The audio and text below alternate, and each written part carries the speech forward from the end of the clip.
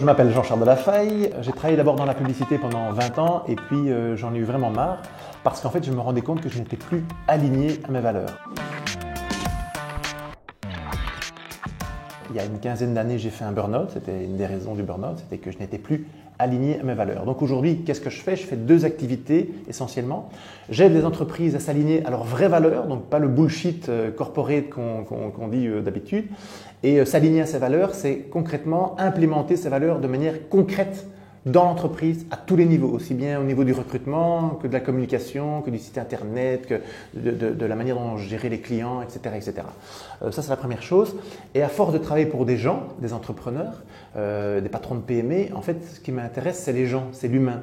Et donc aujourd'hui, j'aide des gens en transition qui veulent se réaligner à ce qu'ils sont vraiment. Donc souvent, ils ont entre 35 et 50 ans et ils se disent, en fait, je ne suis plus aligné à mes valeurs dans l'entreprise dans laquelle je travaille ou même dans l'entreprise que j'ai fondée, ce qui était mon cas. Moi, j'ai fondé une entreprise et je n'étais pas aligné à ces valeurs. Et donc, j'aide ces gens à comprendre ce qui les anime profondément et à peut-être même changer de vie, donc à trouver qu'est-ce qu'ils pourraient faire dans leurs dons et compétences, qu'est-ce qui pourrait leur permettre de complètement changer de vie, d'orientation et de retrouver du sens dans leur travail. Parce qu'en fait, finalement, mon travail, ce n'est que aider les gens à trouver du sens dans leur vie. Comme j'étais passionné par le sujet, j'en ai écrit un livre qui s'appelle « Vous êtes fantastique » et qui aide les gens à vraiment concrètement s'aligner à ce qu'ils sont. Alors, comment s'aligner à ces valeurs?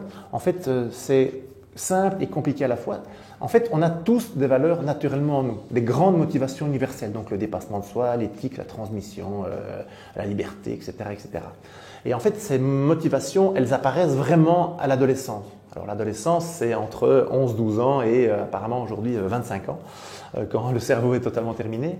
Et donc, il faut comprendre en fait ce qui vous anime dans ce que vous faisiez. Donc, un conseil que je pourrais vous donner, c'est voir dans vos succès passés, et les succès, c'est-à-dire ce qui vous touche, vous, vos succès, pas les succès que vous avez fait pour faire plaisir aux autres. Donc, si vous avez fait des études de droit pour faire plaisir à papa parce que papa est avocat et que vous voulez que vous deveniez avocat et que vous n'aimiez pas vos études de droit, même en ayant votre diplôme, ce n'est pas un succès, c'est bon débarras.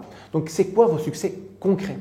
Dans ces succès, quelles valeurs vous utilisiez? Donc, par exemple, vous faisiez de la danse et que vous étiez dans le dépassement de soi dans la danse, parce que vous vouliez tout le temps monter la barre. Peut-être que le dépassement de soi est dans vos valeurs. Si vous faisiez de la danse, mais qu'en fait, ce que vous cherchiez dans la danse, c'est de l'harmonie, peut-être que l'harmonie est dans vos valeurs. C'est-à-dire que vous avez la capacité à mettre de l'harmonie, soit dans un groupe, soit chez des gens, à remettre des gens en harmonie. Et donc, quand vous comprenez où vous aviez eu des succès dans le passé, c'est-à-dire ce qui vous nourrissait concrètement et ce qui vous faisait plaisir, en fait, ce qui vous donnait du sens, en fait, vous pouvez le reproduire dans le futur. C'est-à-dire, en fait, si par exemple, moi, j'ai besoin de liberté et d'harmonie, eh bien, dans le boulot dans lequel je vais m'engager demain, je vais devoir trouver de la liberté et de l'harmonie, par exemple.